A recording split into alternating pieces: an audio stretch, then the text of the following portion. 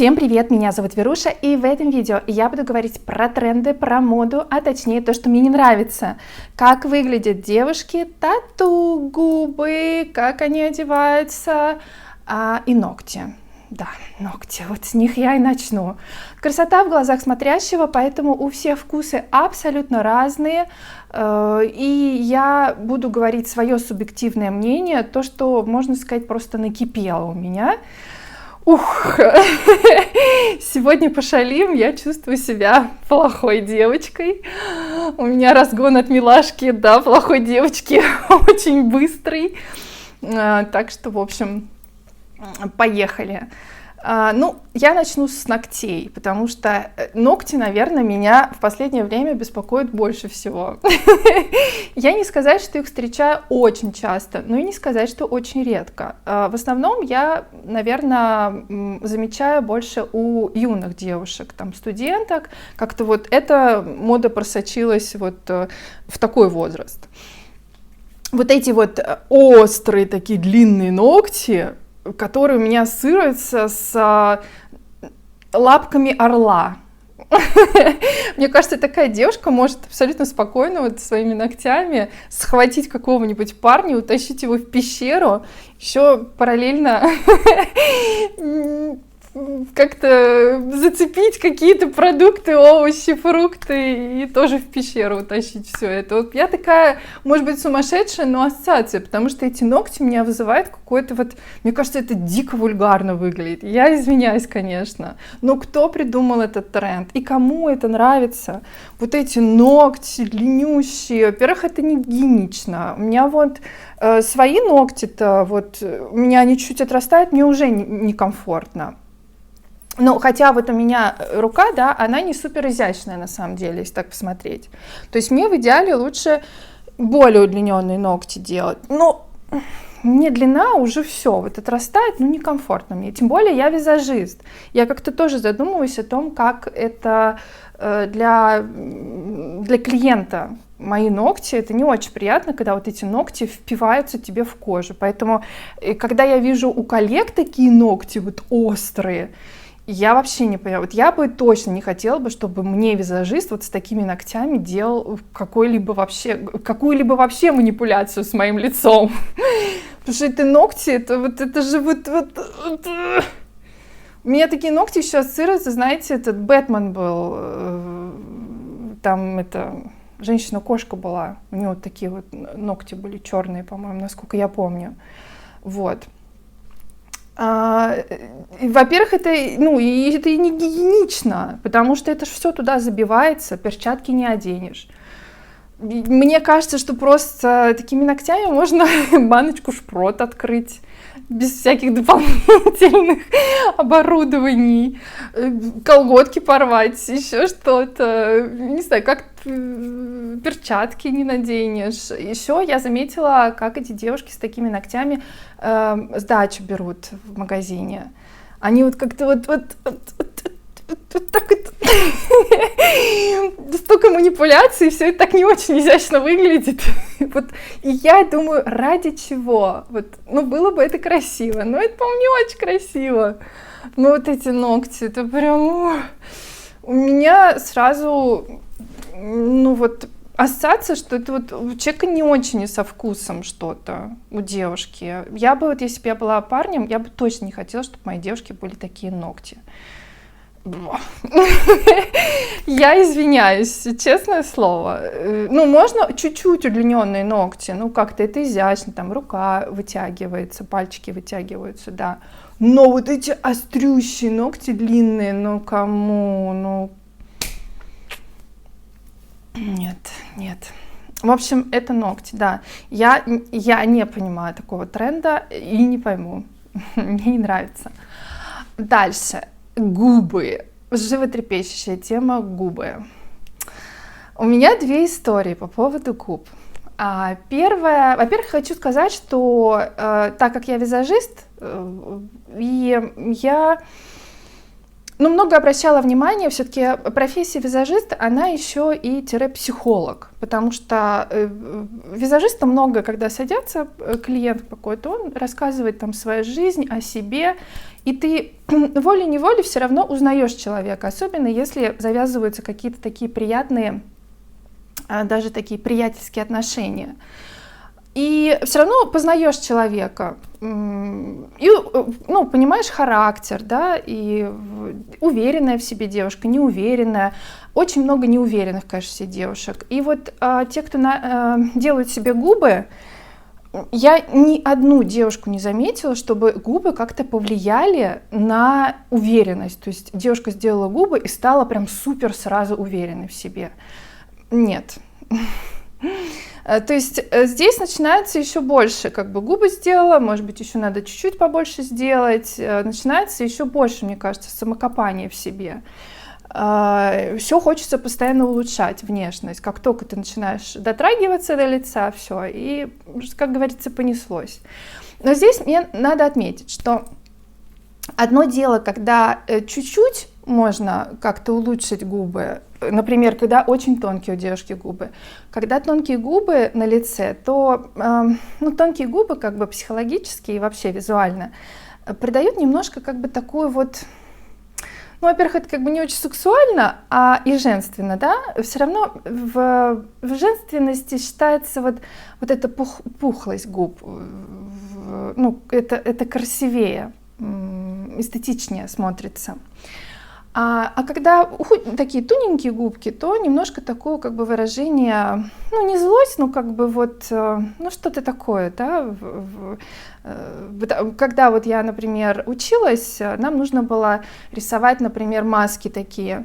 И там, например, маска доброго человека и маска злого. Вот если надо было нарисовать маску злого, то это всегда узкие губы. Еще вот они вниз, такие уголочки направленные. То есть, когда это как-то корректируется, ну, природа не наделила какими-то пухлыми губками, можно исправить.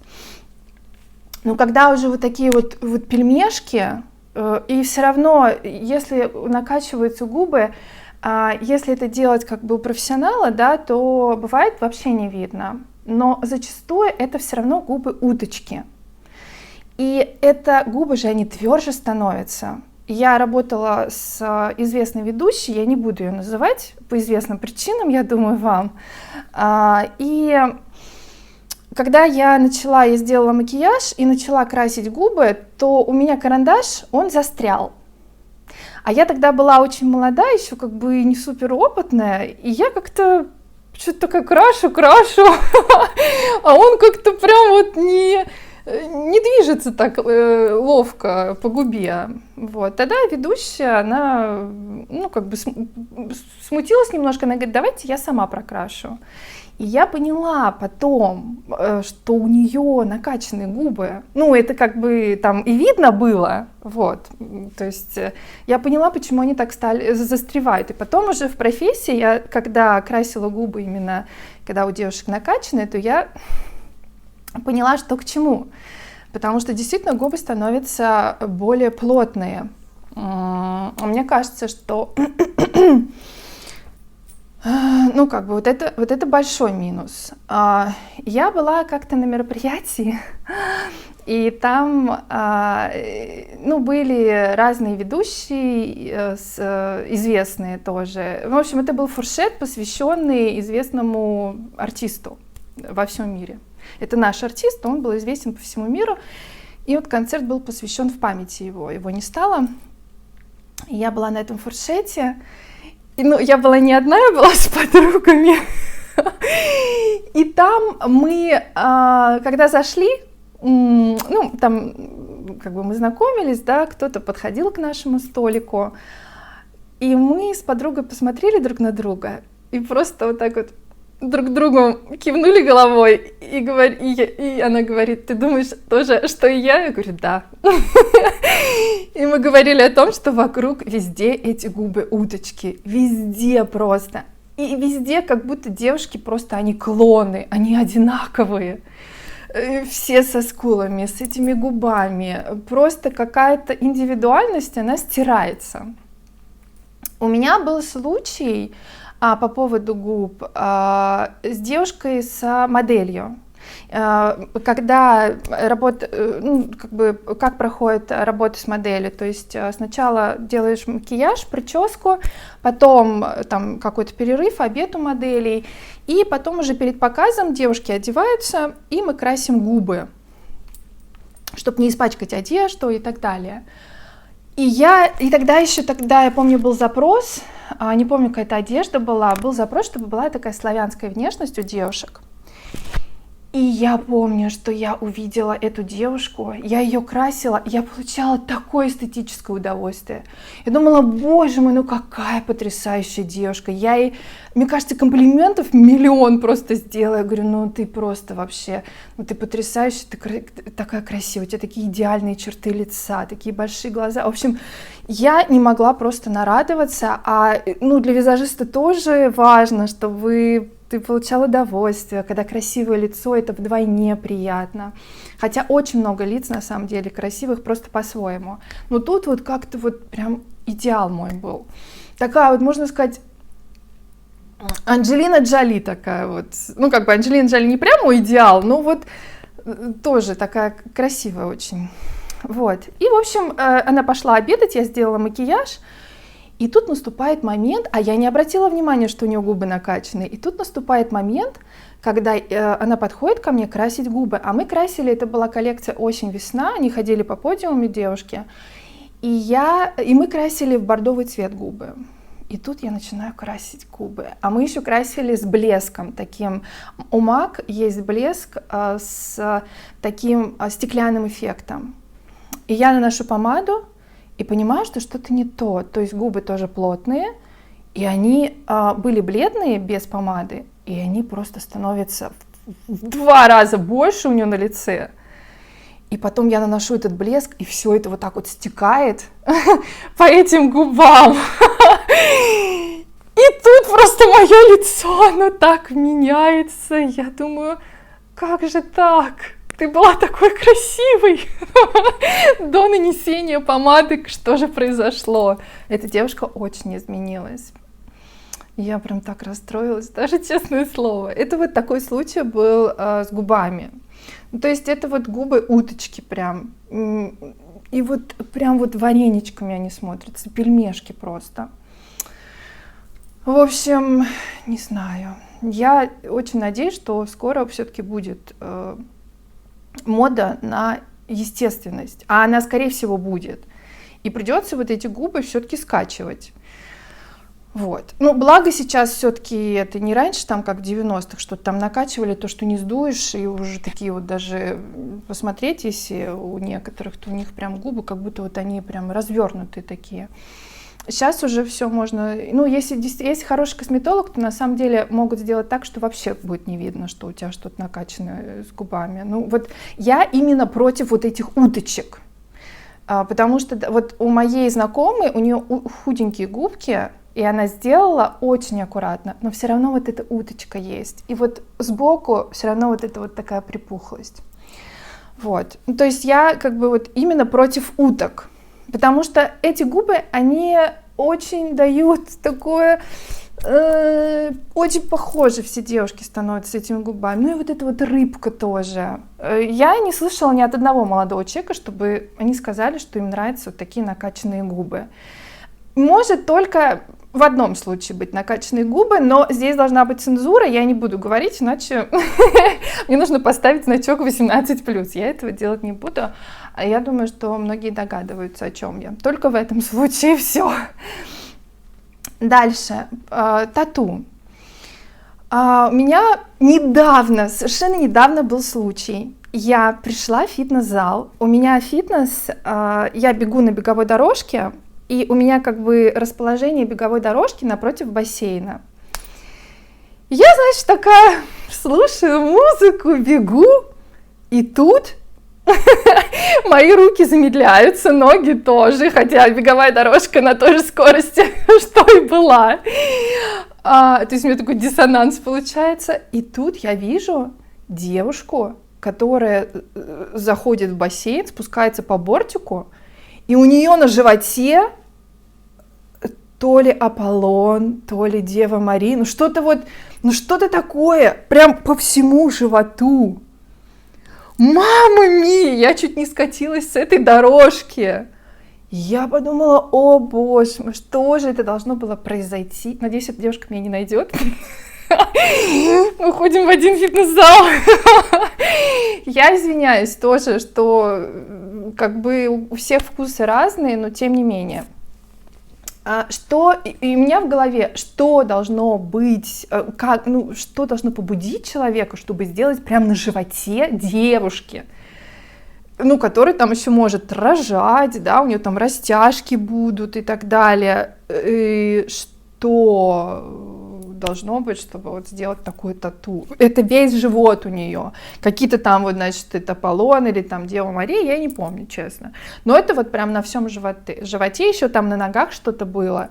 То есть это вообще отдельная тема, когда у девушки прям все забито, руки забиты. Или там, знаете, было модно одно время, когда на ноге там что-то делали, там типа волка какого-то на передней части. Вот это вообще, вот это я вообще не понимаю. То есть эти тренды, конечно, это мода. То есть вот, например, мне кажется, что если сейчас в Голливуде, наш же Голливуд, да, он тоже некий такой транспарант, скажем так, моды, трендов, касается не только там внешнего, но и других каких-то вещей.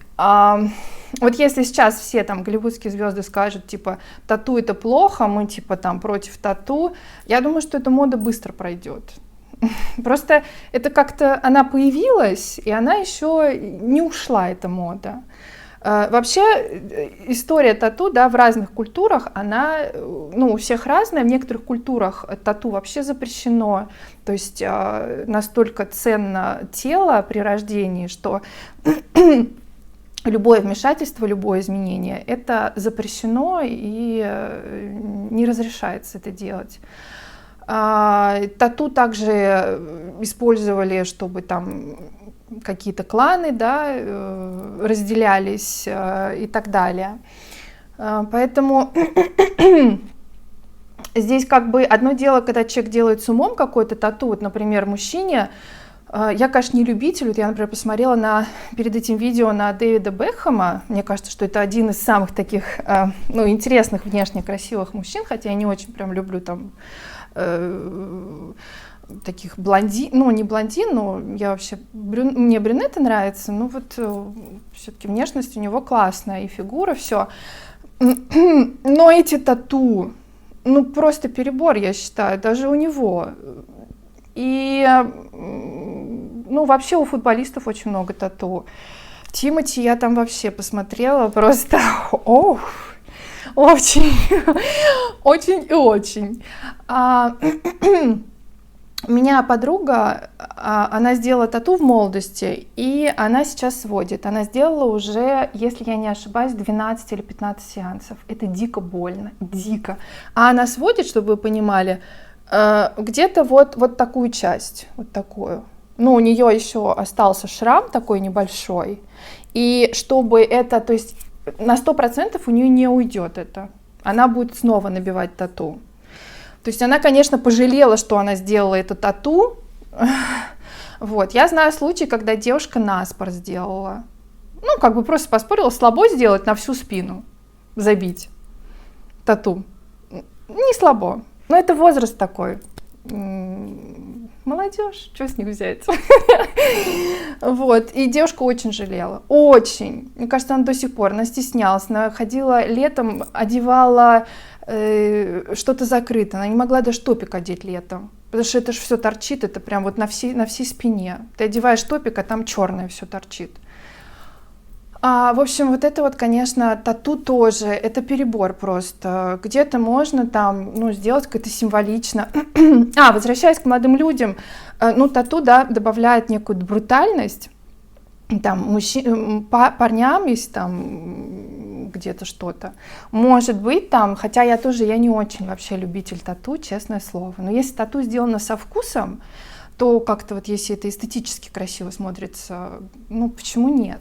Но когда это уже вот просто перебор, забивается все, и для чего тоже все как-то с перебором каким-то.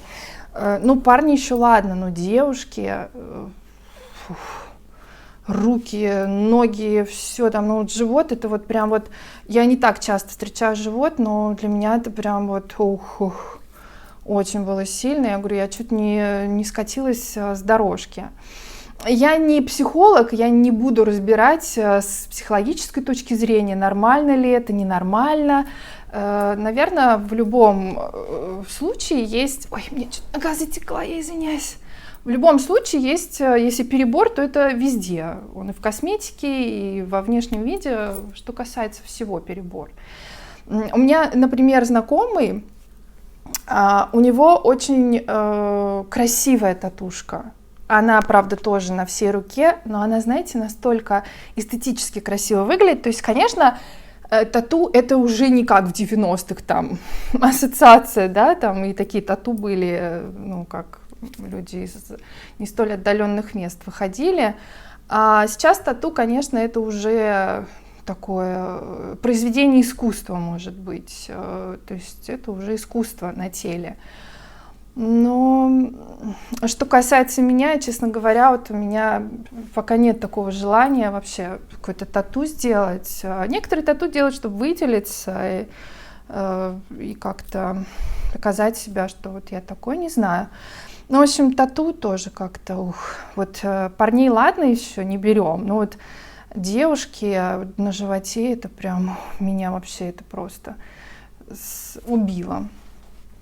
Так, что еще? Еще я хотела по поводу одежды сказать. Вы знаете, по поводу одежды. Совершенно недавно, лето, сейчас у нас прекрасная погода, я ехала в пробке на мосту и увидела девушку, которая шла на другой стороне моста. Она была так изящно и женственно одета. Мне так понравилось, это так было красиво. У нее была юбка по щиколотку, и немножко дул ветерок, и юбка, она разлеталась немножко. Но не сильно, а так, что вот как колокольчик.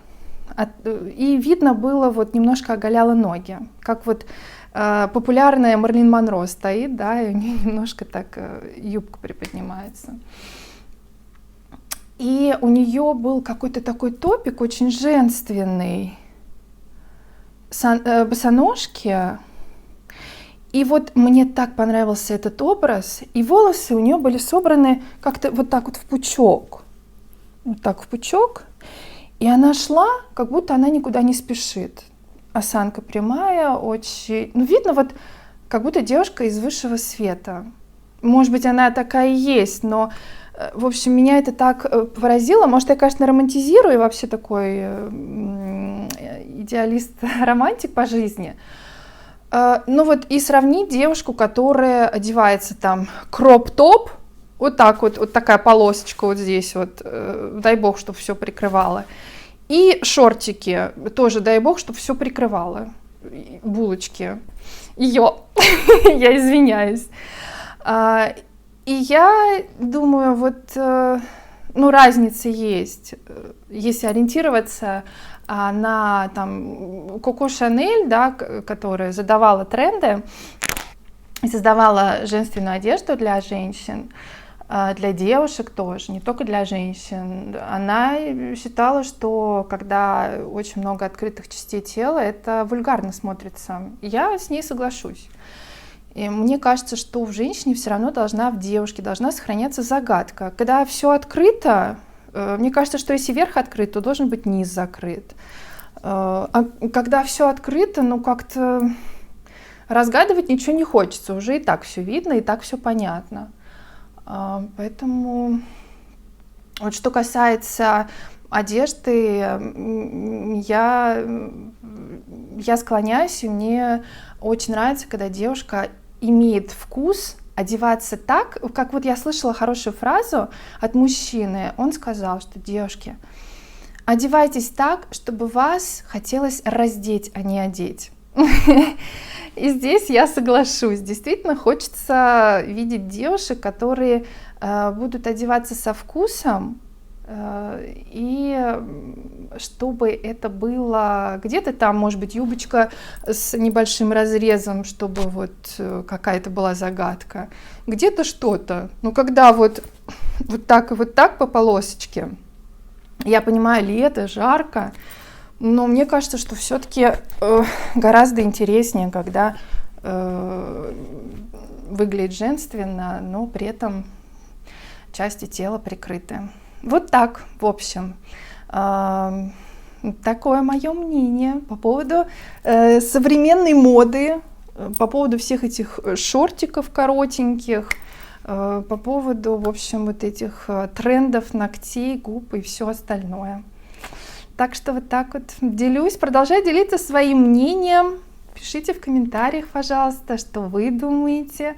Может быть, вы носитель чего-то из того, что я перечислила.